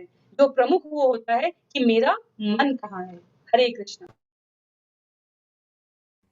हरे कृष्णा। और ये मन जो है, मन ही जो है हमारे सारे बंधन का कारण है। तो आप देखिए, अगर मूवीज में भी देखिए तो सब दिल के ऊपर ही सारी मूवीज निकलती है। दिल तो पागल है, दिल दीवाना है, दिल का क्या करे, दिल ये दिल वो, सब दिल दिल का ही कार्य है। तो इसके लिए अगर मैं संक्षेप में बताऊं तो, एक शॉर्ट में अगर शास्त्रों के अनुसार बताऊं तो, मन ही मनुष्य के बंधन और मोक्ष का दोनों का कारण है। इंद्रिय भोग में लीन मन बंधन का कारण है और विषयों से विरक्त मन मोक्ष का कारण है। मन को वश में किए बिना योगाभ्यास करना समय को नष्ट करने के बराबर है। तो अगर मन कंट्रोल में नहीं और योगाभ्यास कर रहे हैं तो जान लीजिए आप टाइम वेस्ट कर रहे हैं। और अगर मन कंट्रोल में नहीं है तो आप समझ लीजिए कि आप सबसे बड़े शत्रु के साथ निवास कर रहे हैं, क्योंकि मन ही सब चीज को नियंत्रित करता है। और फिर जब मन के ऊपर होती है बुद्धि, अगर हम बुद्धि का उपयोग नहीं करते तो मन हमें नियंत्रित करता रहता है, और जब मन के ऊपर कार्य करते हैं तो हम पतन के मार्ग पे जाते हैं। तो हमें चाहिए कि अपनी बुद्धि को तुष्ट करें। तो प्रश्न उठता है, बुद्धि को तुष्ट कैसे कर सकते हैं? बुद्धि को तुष्ट कर सकते हैं जब हम शास्त्रों का अध्ययन करते हैं, जब भगवत गीता इत्यादि ग्रंथों का अध्ययन करते हैं, तो हमें समझ में आता है कि हमें बुद्धि से काम लेना चाहिए। जब हम मन से काम लेते हैं तो काम जो है कई बार, मतलब मन से काम लेना ही नहीं चाहिए, हमें अपनी बुद्धि का सदैव उपयोग करना चाहिए। दिखावे पे ना जाओ, अपनी अकल लगाओ। तो हमें अकल लगाना चाहिए। तो हम मन के आगे बढ़ते हैं और आगे देखते हैं कि मन जो है, मन के विषय में आगे अष्टांग योग के विषय में भगवान क्या कह रहे हैं। तो श्लोक संख्या 10 से 17 के मध्य जो है भगवान अष्टांग योग की पद्धति कैसे करें इसके विषय में बता रहे हैं। तो आप लोगों को चाहिए कि इसको जानिए, समझें और सुने। जब जानेंगे समझेंगे तब पता चलेगा कि योग कैसे करना चाहिए। तो अब देखिए प्रोसेस बता रहे हैं, ऐसे ही नहीं कि कोई कल को उठ के आया 2-4 हजार रुपए पकड़ा दिए किसी को और वो बन गए योगी। नहीं, ऐसे नहीं है। अब देखिए भगवान बता रहे हैं कि योगी को चाहिए कि सदैव अपने शरीर, मन तथा आत्मा को परमेश्वर में लगाए, एकांत स्थान में रहे, बड़ी सावधानी के साथ अपने मन को वश में करे, उसे समस्त आकांक्षाओं तथा संग्रह भाव की इच्छाओं से मुक्त होना चाहिए। तो योग करने के लिए आपको किसकी जरूरत है? एकांत स्थान की जरूरत है। और आज जो है शहरों में जो हम कबूतर खानों में रहते हैं, वहां पे एकांत है कहाँ पे? और संग्रह भाव की इच्छाओं से मुक्त। और हम कहाँ संग्रह भाव की इच्छाओं से मुक्त हैं? आपको एक व्यवहारिक उदाहरण देता हूँ। अगर आप दानों के कुछ दानों के टुकड़े, दाने जो हैं, आप अगर छत पे फेंक दीजिए तो चिड़िया आएंगी, खाएंगी, वो दाने पेट भर खाएंगी और उड़ के चली जाएंगी। लेकिन हम अगर 10 बोरी अगर आटे की फेंक दी जाए और कहा जाए आप लोग ले लो, तो हम मनुष्य ऐसे ही कि हम एक तो ले लेंगे खुद के लिए, 2 सर पे टांग लेंगे, 4 इधर उधर संग्रह कर लेंगे 4 दिन बाद के लिए भी। तो ऐसी जब हमारी प्रवृत्ति है, ऐसी प्रवृत्ति में कोई योग नहीं होता। तो आजकल के दौर में फिर उसके बाद क्या कहते हैं भगवान, वो भी सुनिए। भगवान कह रहे हैं कि एकांत स्थान पर जाके क्या करना है, वहां पे सोना नहीं है, वहां पे भूमि पर कुछ कुछ जो ग्रास है उसे बिछा करके उसे मृगछाल से ढककर ऊपर से मुलायम वस्तु बिछा दे। तो मृगछाल क्यों बिछाने के लिए कह रहे हैं? तो ऐसा कहा जाता है कि जंगलों में आप जाएंगे तो सर्प इत्यादि रहते हैं, लेकिन मृगछाल के प्रभाव से जो है सर्प इत्यादि जो है वहां पे नहीं आते। तो किसी ने चैट में भी प्रश्न पूछा था मृगछाल के विषय में। तो मृगछाल इसलिए बिछाते हैं जिससे सर्प इत्यादि जो है योगी को डसे नहीं। और आसन ना तो बहुत ऊंचा हो ना बहुत नीचा, और वो पवित्र स्थान में हो। तो आपको लगता है कि बंबई, दिल्ली, कलकत्ता और ये सब बहुत पवित्र स्थान है, यहाँ पे योग करेंगे तो हम बहुत योग सिद्ध हो जाएंगे। पवित्र स्थान कौन कौन से? हरिद्वार हो गए, काशी हो गया, और वाराणसी, अयोध्या, रामेश्वरम, जगन्नाथपुरी, ये सब कुरुक्षेत्र, ये सब पवित्र स्थान है। और दृढ़ता पूर्वक बैठ जाए, मन, इंद्रिय तथा कर्मों को वश में करे और मन को एक बिंदु पर स्थिर करे, और इस तरह से उसे योग अभ्यास करना चाहिए। और उसके बाद भगवान कह रहे हैं कि योगाभ्यास करने वाले को चाहिए कि शरीर, गर्दन तथा सिर को सीधा रखे और नाक के अगले सिरे पर दृष्टि लगाए। इस प्रकार वह अविचलित तथा दमित मन से भय रहित विषयी जीवन से पूर्णता मुक्त हो जाएगा और अपने हृदय में मेरा चिंतन, मतलब भगवान का चिंतन करते ही अपने चरम लक्ष्य को प्राप्त होगा। तो सबसे इंपॉर्टेंट चीज जो यहाँ पे है कि अपने शरीर और गर्दन को सीधा रखे। आप में से कितने लोग यहाँ पे हैं जो अपने शरीर और गर्दन को सीधा रख सकते हैं? हम तो ऐसे हैं कि बिना टेका लगाए जो है बैठ नहीं पाते। अगर नीचे बैठने कह दिया जाए कि पैर मोड़ करके बैठ जाए तो बैठ भी नहीं पाते, और बैठेंगे तो ऐसे घोंचू जैसे, ऐसे वो जो जैसे कुबड़ निकली हुई है। तो हम लोग कहाँ से योग कर पाएंगे? और साथ ही साथ हमें पूर्णतः विषयी जीवन से मुक्त होना चाहिए। तो योग का अर्थ ये नहीं कि आजकल योग का अर्थ क्या हुआ, कुछ भी खाओ और कितने भी फैट जमा कर लो। योग का अर्थ हो गया फैट को कम करिए। आप जो है एकदम फिटनेस फिट हो जाए, एकदम जीरो फिगर हो जाइए। योग करेंगे तो एकदम जीरो फिगर हो जाएंगे। कुछ भी मांस खाइए, कुछ भी खाइए, लेकिन योग करिए बस फिटनेस। तो फिटनेस फिट करने के लिए योग साधना नहीं है, ठीक है। इसके बाद भगवान कहते हैं कि शरीर, मन, कर्म से नियंत्रित अभ्यास करते हुए संयमित मन वाला योगी इस भौतिक अस्तित्व को समाप्त करके भगवत धाम की प्राप्ति करता है। तो जो संयमित रहेगा और जो निरंतर मन को कर्म से भगवान पे पूरा, भगवान के ऊपर आश्रित रहेगा, भगवान में मन लगाए, ऐसा व्यक्ति जो है भगवत धाम प्राप्त करता है। तो योग किसके लिए है? चर्बी कम करने के लिए योग नहीं है। योग है अधम अवस्था से उच्च अवस्था तक, जानवर की अवस्था से उठ करके जीवन के परम लक्ष्य की प्राप्ति के लिए योग साधना है। ये नहीं कि मैं अपना फिटनेस चर्बी कम कर लूं, ठीक है। तो इस तरह से भगवान जो है यहाँ पे, अब आप बताइए कि योग की क्रियाएं जो है कितनी व्यवहारिक, आप लोगों में से कितने लोग हैं जो इस तरह से योग कर पाएंगे। और योग की, और जो हम कहते हैं ना कि समाधि के स्तर पर क्या होता है, अब जब आदमी जो है पूरी तरह से नियंत्रित हो जाता है, योग साधना में पूरी तरह से तारतम्य हो जाता है, तो श्लोक संख्या 20, 21, 22 और 20 से 23 में भगवान उस सिद्ध अवस्था में जब पहुंचते हैं जहां पे आनंद होता है, उसके विषय बता रहे हैं। तो भगवान कहते हैं कि सिद्ध अवस्था में, जैसे समाधि कहते हैं, मनुष्य का मन योगाभ्यास के द्वारा भौतिक मानसिक क्रियाओं से पूर्णतः सीमित हो जाता है। तो जब तक हमारी जो इच्छाएं हैं भौतिक मानसिक क्रियाओं पे हैं, तब तक हम योग की पूर्णता नहीं प्राप्त किए हैं। तो अगर हम सो के उठते हैं, 2 घंटे ऐसे बैठ जाते हैं और उसमें नींद लग जाती है और कहते हैं बस मेरी समाधि में चला गया था मैं, या जो समाधि में चला जाता है वो ऊपर से उसके बाद जो पुनः जो है वो भौतिक कार्यकलापों में नहीं लगता। ठीक है, और ये विशेष सिद्धि किसको मिलेगी?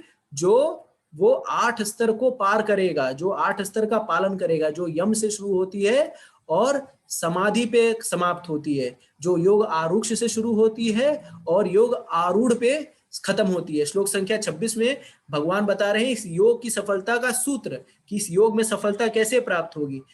इस योग में सफलता तब प्राप्त होगी जब यतो यतो निश्चलत मनसा चंचलम स्थिरम ततस्तो मैनेव वशम नयता। मन अपनी चंचलता तथा अस्थिरता के कारण जहां कहीं भी विचरण करता हो, मनुष्य को चाहिए कि उसे वहां से खींचे और अपने वश में लाए। तो जब तक ये मन जो है हठीला चंचल मन जब तक कंट्रोल में नहीं होगा, तब तक योग में सफलता नहीं प्राप्त कर सकते। आप बैठे हैं आंख बंद करके और सोच रहे हैं कि आज मेरे ऑफिस में क्या होने वाला है, आज जो है मैं कहाँ से पैसा पाने वाला हूँ, आज मेरी किससे मीटिंग है, और मन भाग रहा है कि अब यार कब खत्म हो, मैं खा लूं, टाइम कितना हो गया है, बहुत टाइम पास कर दिया, ये ऐसे कर लूं, या ये मिल जाए तो ये कर लूं। तो ऐसा जो मन भाग रहा है, ऐसा मन कभी भी उस योग आरूढ़ अवस्था पे पहुंच ही नहीं सकता। तो हमें चाहिए कि मन को खींच करके वापस लाएं। जैसे आप चित्र में देख पा रहे हैं, आपने देखा कि किस तरह से, देखिए बच्चा, माँ जो है बच्चे का कान खींच के लेके आ रही है। तो हमें मन हमारा भागेगा, लेकिन हमें चाहिए कि उस भागते हुए मन को वापस खींच करके लेके आए। और ये कैसे होगा आगे भगवान बताएंगे। ये मन जो आप लोगों का प्रश्न होगा, बहुत बता रहे हैं कि मन को वापस कैसे मन को वापस लेके आए। तो इसके बारे में भगवान आगे के श्लोकों में बताते हैं कि इस मन को हम कैसे लेके आ पाएंगे। लेकिन इसके पहले अर्जुन जो है प्रश्न भी करता है कि मन, ये जो आपका प्रश्न है यही अर्जुन का भी प्रश्न है, वो हम देखेंगे अर्जुन क्या प्रश्न करता है। तो भगवान कहते हैं कि वो योग आरूढ़ व्यक्ति जो हर जगह यो मा पश्यति सर्वम च मयि पश्यति तस्याहं न प्रणश्यामि स च मे न प्रणश्यति, जो मुझे सर्वत्र देखता है और जो सब कुछ मुझे देखता है, उसके लिए ना तो मैं कभी अदृश्य हूँ और वह मेरे लिए अदृश्य है। तो ये स्थिति कब आती है? योग आरूढ़ के स्तर पे आती है, जब आप हर जगह जो है उस परमपिता परमात्मा को देखते हैं जो सर्वत्र व्याप्त है और कोई भी चीज आप भगवान से पृथक नहीं देखते। ठीक है, तब जाकर के वो जो है ऐसा व्यक्ति जो है भगवान के बहुत करीब होता है। ठीक है, तो अब हम आते हैं अर्जुन के उस प्रश्न पे जो अर्जुन करता है इस मन के बारे में। हरे कृष्ण।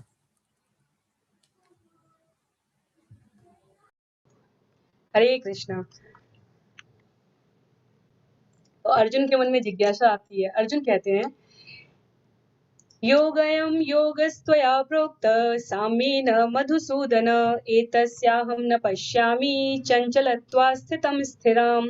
अर्जुन कहते हैं, अष्टांग योग जिसमें हम क्या कर रहे हैं? मन को साध रहे हैं। कहाँ? सारी क्रियाएं सीधे आंख, गर्दन, सिर और पीठ की हड्डी और मृगशाला पर बैठकर सब एक सिधाई में, और सभी बाह्य गतिविधियों से अपने आप को समेट के अंदर एकाग्र करना, और दोनों आंखों के बीच में जो है भ्रिकुटियों के बीच में जो जगह होती है, तिलक की बिंदी की जो जगह होती है, वहां पर अपने नेत्रों को, अपने ध्यान को लाना। ये सब क्यों कर रहे हैं अष्टांग योग में? मन को साधने के लिए। तो मन को साधने के लिए कर रहे हैं, और भक्ति योग में ये स्वतः सब जा रहा है। तो इसलिए अर्जुन की जिज्ञासा है यहाँ पे। अर्जुन कहता है, अष्टांग योग चंचल मन के कारण व्यवहारिक नहीं है। हे मधुसूदन, आपने जिस योग पद्धति का संक्षेप में वर्णन किया है, वो तो मेरे लिए असहनीय और अव्यवहारिक है। क्यों? क्योंकि मन तो स्वभाव से ही चंचल और अस्थिर होता है। ये हम सबकी स्थिति है। चंचलम ही मनः कृष्ण प्रमाथि बलवत् दृढ़म्। चूंकि मन की 5 विशेषताएं बताई गई हैं यहाँ पे। मन चंचल होता है, उच्छृंखल होता है, हठीला होता है, अत्यंत बलवान होता है। इसलिए इसे वश में करना वायु को वश में करने से भी अधिक कठिन है। जितनी देर में हम कहेंगे कि सफेद हाथी मत सोचिए, जितनी देर में हम कहेंगे किसी व्यक्ति, वस्तु या स्थान के बारे में मत सोचिए, उतनी देर में आप सब, हम सब उस स्थान, उस व्यक्ति और उस परिस्थिति के बारे में भी सोच लेंगे।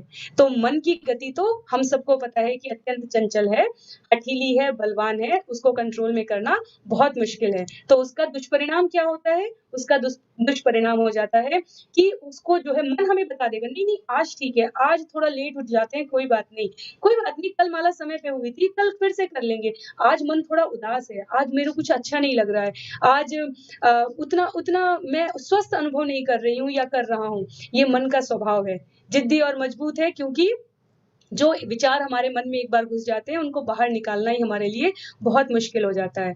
और मन अशांत होता है, वो हमसे अनुमति भी नहीं मांगता, और जितनी भी प्रकार की वर्जनाएं हैं, जैसे मैंने कहा कि जिस काम को, बात को मना किया जाता है, जैसे जिद्दी बालक हठीला स्वभाव वाला होता है, वैसे ही मन होता है, जिस काम को मना किया जाएगा वो वही करता है।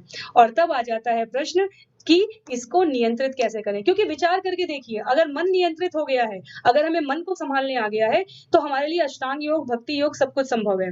और फिर हम जो है दोनों में तुलना कर लेते हैं, जैसे कि हम कपड़े की दुकान पे जाते हैं, ये कपड़ा लें कि ये कपड़ा लें, कैरियर चुनना होता है, ये कैरियर में जाएं, ये कैरियर में जाएं। तो हम वो तुलना क्यों करते हैं? हम इसलिए करते हैं ताकि हम कम समय में, कम सुविधाओं में भी किस प्रकार से समान प्रकार का रिजल्ट पा सकें। अगर बीएससी करना है या बीटेक करना है, क्यों करना है? इंजीनियरिंग करनी है, डॉक्टर करनी है, अकाउंटेंट बनना है या व्यवसाय करना है, क्यों करना है? ये सब हम किस लिए करते हैं? ज्यादा से ज्यादा फायदा और नुकसान समझने के लिए। तो वही नुकसान और फायदा हमें समझने के लिए ये करना है, दोनों डिशेज में, दोनों व्यंजनों में, हमारे अष्टांग योग में और भक्ति योग में इंग्रेडिएंट्स, तत्व समान है। वो क्या है? मन को साधते हुए प्रयास करना। अष्टांग योग में सब करने के बाद मन सधेगा, अभी मन भगवान की तरफ लगेगा कि नहीं ये हमें नहीं पता। अष्टांग योग में इतनी कठिनाई से सब करने के बाद, मृगशाला बैठ के, एकांत ढूंढ के, बाहर से सब करके, हम कहाँ पर आके रुकेंगे? मन को साधना शुरू करेंगे। और भक्ति योग में हम क्या कर रहे हैं? भक्ति योग में हम अभ्यास से उसे स्वतः ही कर रहे हैं। श्लोक संख्या 35 में भगवान कहते हैं, ये जो मन जिसे मैंने 5 लक्षणों से बताया, ये सब कुछ साधा जा सकता है, लेकिन किससे? अभ्यास से। अभ्यासेन तु कौन्तेय वैराग्येन च गृह्यते।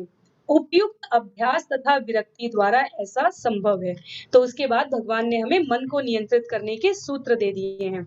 वो सूत्र हैं जिसे हम अष्टांग योग में नियम कहते हैं, उसे भक्ति योग में अभ्यास कहा गया। नवधा भक्ति की प्रक्रियाओं का पालन करना, मन को उन सारे कार्यों से अलग करना जो भगवान को समर्पित नहीं है। हमारे वृंदावन में बहुत ही प्रसिद्ध गोस्वामी हुए हैं, रूप गोस्वामी।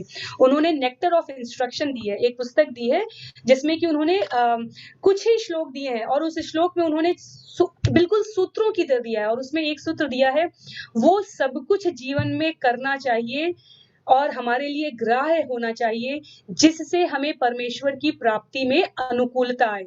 और वो सब कुछ हमारे लिए त्याग होना चाहिए, त्यागपूर्ण होना चाहिए, त्याग देना चाहिए, जिससे जीवन में भगवान से विरक्ति आ जाए। ठीक है, तो यही हमारे लिए समझने का विषय है कि जिसे हम कह रहे हैं विरक्ति, उसे, वो विरक्ति क्या होनी चाहिए?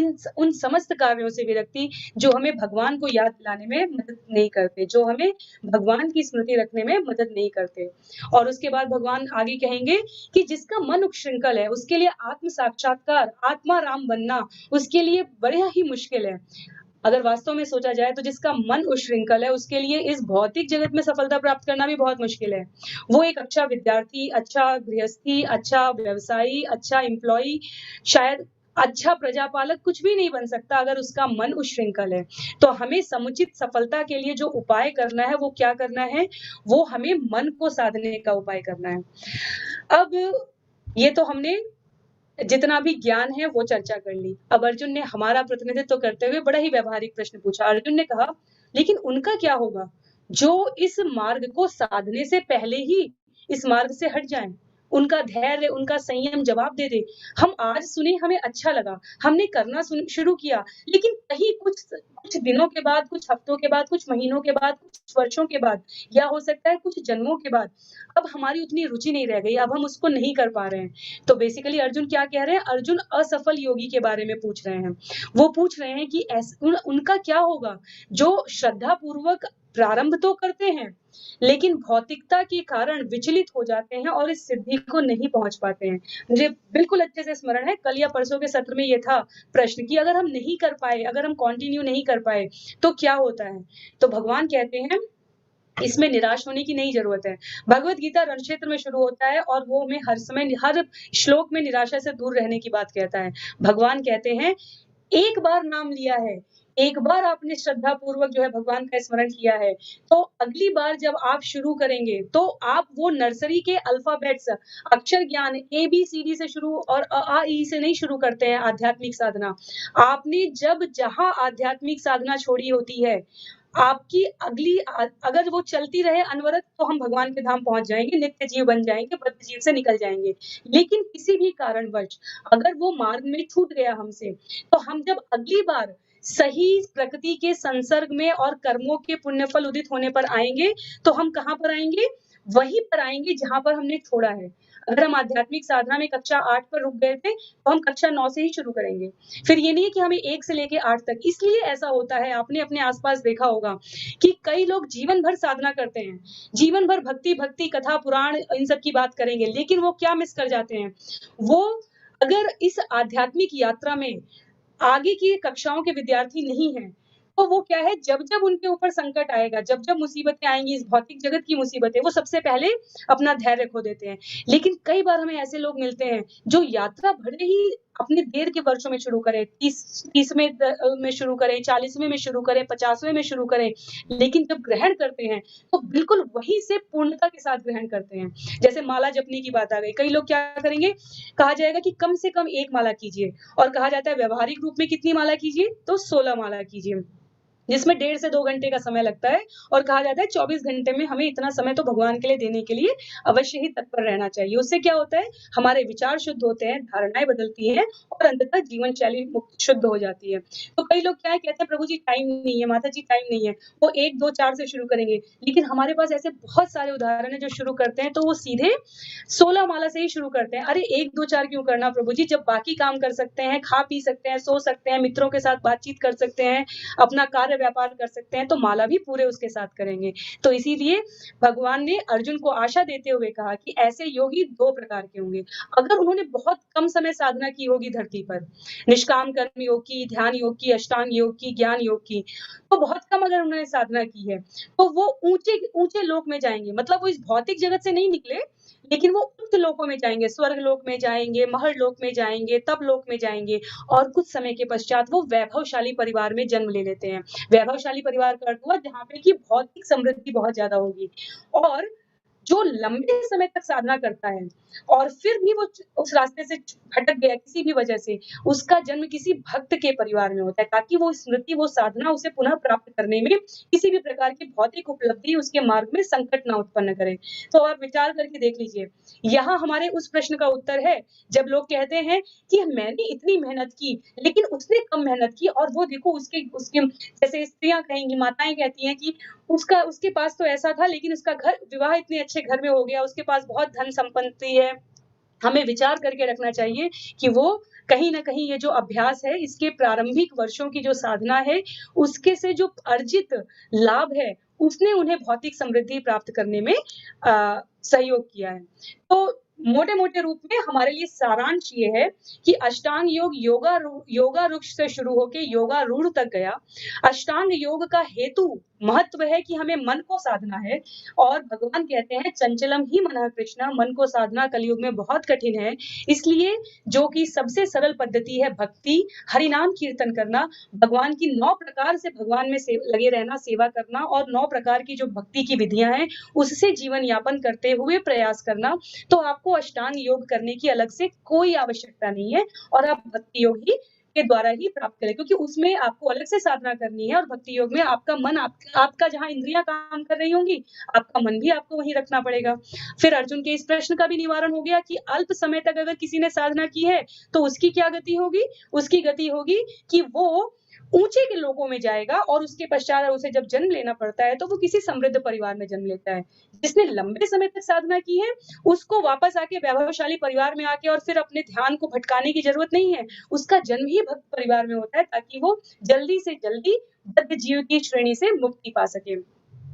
इस प्रकार अगर हम अपने धार्मिक सिद्धांतों का पालन करते हुए जिम्मेदार जीवन जीते हैं, तो हम भगवान के धाम की ओर बढ़ने लगते हैं। अब जो अंतिम हम लोग 2-5 मिनट का समय लेंगे, वो इस विषय पर लेंगे, जितने भी लोगों का प्रश्न है, कर्म कैसे करें, भगवान की भक्ति कैसे करें, भक्ति योग का क्या अर्थ हुआ, अपने कर्मों को कैसे साधें, अनेकों लोगों ने, आप लोगों ने ये प्रश्न किया है। उन सबका समाधान इस अध्याय के अंत में, ये जो हम आपको पठन सामग्री दिख रही है, इसमें है कि आपको जीवन कैसे यापन करना चाहिए, निष्काम कर्म योग, भक्ति योग, इसका क्या अर्थ होता है। हरे कृष्णा। हरे कृष्णा। तो भक्ति योग एक ऐसा योग है जिसमें कोई घाटा नहीं होता, जैसा कि भगवत गीता के दूसरे अध्याय में कहा है भगवान ने, नेहा अभिक्रमो नश्वस्ति प्रत्यव्यो न विद्यते स्वल्पमस्य धर्मस्य त्रायते महतो भयात्।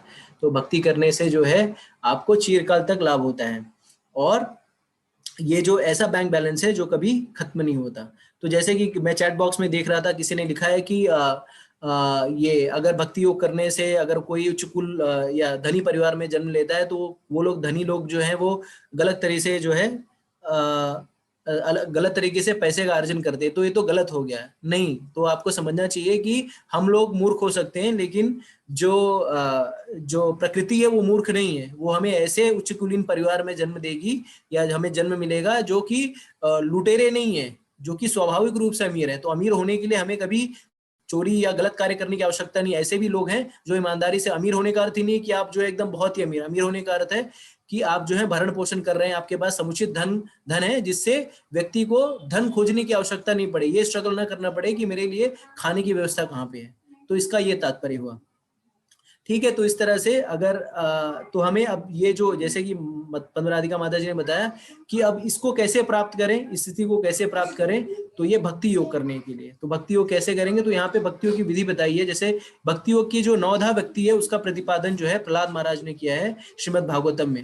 तो उसमें से जो कुछ हमारे लिए अभी प्रैक्टिकल है, हम यूज कर सकते हैं, वो है श्रवणम, कीर्तनम, विष्णु स्मरणम। तो ये 3 चीजें जो है बहुत ही प्रैक्टिकल है। और कई लोगों का प्रश्न था कि 9धा भक्ति के बारे में विस्तार से बताएं, तो आगे का जो 7वां जो अध्याय है, वो 7वां, 8वां, 9वां, 10वां, 11वां, तो इसके ये 9धा भक्ति के विषय में हम विस्तार से वहां पे चर्चा करते हैं। अब अंतोगत्वा हम फाइनली आ जाते हैं उस स्तर पर जहां पे भगवान बताते हैं कि कौन सबसे सर्वोच्च योगी है। तो श्लोक संख्या 47 में भगवान कहते हैं, योगी नाम अपि सर्वेषां मद्गतेन्द्रात्मनः श्रद्धावान भजते यो माम स मे युक्तात्मो मता। और समस्त योगियों में से जो योगी अत्यंत श्रद्धा पूर्वक मेरे परायण है, अपने अंतःकरण में मेरे विषय में सोचता है और मेरी दिव्य प्रेमा भक्ति करता है, वह योग में मुझसे परंग अंतरोग में युक्त रहता है और सबों में सर्वोच्च है, यही मेरा मत है। तो सबसे सर्वोच्च योगी कौन है? जो भक्ति योगी है। क्यों? क्योंकि आपने देख लिया किस तरह से अष्टांग योग करना कितना डिफिकल्ट है। जब अर्जुन ने ये खुद ही कह दिया, अर्जुन जो है हमारी तरह का व्यक्ति नहीं था, अर्जुन एक महायोद्धा था, क्षत्रिय था, और वो उसने कहा कि वायु को कंट्रोल करने के जैसे ही दुष्कर है। तो आप सोच लीजिए, अर्जुन इतना बड़ा योद्धा, और वो कह रहा है कि ये प्रैक्टिकल नहीं मेरे लिए। तो हमारे लिए जो कलयुग के आदमी है, तो कलयुग के आदमियों के विषय में बताया गया भागवतम में, मंद सुमंद मति हो, हम मंद हैं, ढीले ढाले हैं, लेजी हैं, और हमारी आयु भी छोटी है, और हम लोग कहाँ से ध्यान कर पाएंगे? हम अपने रोटी कपड़े मकान में ही भाग रहे हैं यहाँ से, तो कहाँ से बैठ पाएंगे ध्यान करने के लिए? तो इसके लिए सबसे सरल है भक्ति योग। और भक्ति योग कैसे करना है, क्या करना है, इसके विषय में वृहद व्याख्या जो है आगे के 6 अध्यायों में भगवान जो है भक्ति योग के विषय में बता रहे हैं। और आगे के 6 अध्यायों में हम देखेंगे कि भक्ति योग कैसे करना है। तो व्यवहारिक रूप से ये हमारा सत्र जो है यहाँ पे समाप्त होता है। और फिर एक प्रश्न जो है वो सोलंकी जी का प्रश्न था। तो सोलंकी जी का ये प्रश्न था कि श्लोक संख्या 19 की व्याख्या जो है वो करनी है। तो मैं श्लोक संख्या 19 पे चला जाता हूँ और उसको समझाने का प्रयास करता हूँ। संजीव शर्मा जी का प्रश्न था। तो उसमें 19वें श्लोक में भगवान कहते हैं, जिस प्रकार वायु रहित स्थान में दीपक हिलता डुलता नहीं है, उसी तरह जिस योगी का मन वश में होता है, वो आत्म तत्व के ध्यान में सदैव स्थिर रहता है। तो इसमें कहने का तात्पर्य, इसमें भगवान ये कहना चाह रहे हैं कि जिस तरह से व्यक्ति जो योगी रहता है, योगी व्यक्ति जो पूरी तरह से कृष्ण भावना भावित व्यक्ति रहता है, वो उसका मन विचलित नहीं होता। क्यों नहीं विचलित होता है? इसलिए विचलित नहीं होता है कि उसकी इंद्रियां जो है वो भगवान की सेवा में लगी रहती हैं। तो अगर आप इस अष्टांग योग के संदर्भ में समझे, तो जो व्यक्ति समाधि के स्तर पे होता है, वो उसका मन जो है ना भौतिक विषयों में लगता है, उसको भोग की भी इच्छा नहीं होती, ना उसकी कोई कामना होती है और ना उसको कोई लालसा होती है। उसका एकमात्र वो भगवान में ही अपने आप को तदात्म्य करके उसी में मगन रहता है। तो जो भगवान में ही मगन रहेगा उसको और किसी विषय वस्तु की जरूरत ही नहीं पड़ेगी। हम भोगों के पीछे क्यों भागते हैं, हमें एंजॉयमेंट क्यों चाहिए रहता है, हमें और सारी चीजें क्यों चाहिए रहती, क्योंकि हम उससे मजा लेना चाहते हैं। लेकिन एक व्यक्ति जो पूरी तरह से भगवान में ही आनंद है, चिन्मय चिन्मय जो भगवान है, सच्चिदानंद है, जो पूरी तरह से आनंद के आगार है, अगर उसमें जिसको हायर टेस्ट लग गया उसको लोअर टेस्ट की जरूरत नहीं पड़ती। सीधा सा सिंपल सा उदाहरण है, अगर किसी को लोग शराब क्यों पीते हैं, लोग शराब इसलिए पीते हैं कि उनको दारू दूध इत्यादि में आनंद नहीं आता। तो इसी तरह से उनको लगता है कि ये दारू जो है वो मुझे बहुत आनंद दे रही है, तो क्या है उनको वो लोअर टेस्ट लगता है और वो फिर दूध नहीं पीते या इस तरह से करते हैं। लेकिन जिसको उच्च उच्च स्वाद लग जाए वो कभी निम्न स्वाद के पीछे नहीं भागता। ठीक है, तो अगर आपको हायर टेस्ट लग जाता है तो नीचे के स्वाद की जरूरत नहीं पड़ता। उसी तरह से एक योग आरूढ़ व्यक्ति या योग समाधिष्ट जो एकदम समाधि के एकदम उच्चतर स्तर पर है, उसको कोई चीज की जरूरत नहीं है, वो किसी भोग की वस्तु के पीछे वो पागल नहीं, इसके लिए वो आराम से चिल मारता है, उसको कोई टेंशन नहीं है, वो पूरी तरह से भगवान में ही उसको आनंद मिलता है। इसके लिए वो जिस तरह से वायु हिलता डुलता नहीं है, उसी तरह से उसका मन विचलित नहीं होता। मन क्यों नहीं विचलित होता उसका, क्योंकि उसका मन जो है वो पूरी तरह से संयमित होता है। आशा है संजीव शर्मा जी आपको अपने प्रश्न का उत्तर मिल गया होगा। तो ये जो तो इस सत्र को हम यहीं पे वो करते हैं। आप लोगों से अनुरोध है कि अध्ययन सामग्री जो है इस्कॉन अयोध्या की वेबसाइट पे मिल जाएगी और इस चैट के इस वीडियो के डिस्क्रिप्शन में भी है।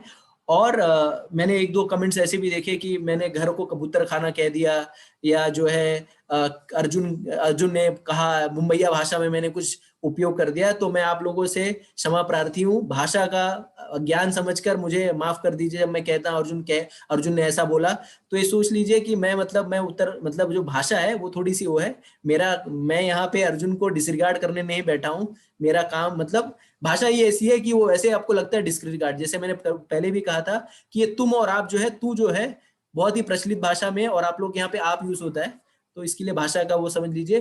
दूसरी चीज कबूतर खाने के विषय में, तो मैं कबूतर खाना नहीं कहना, कबूतर खाने का अर्थ है कि पहले के लोग जो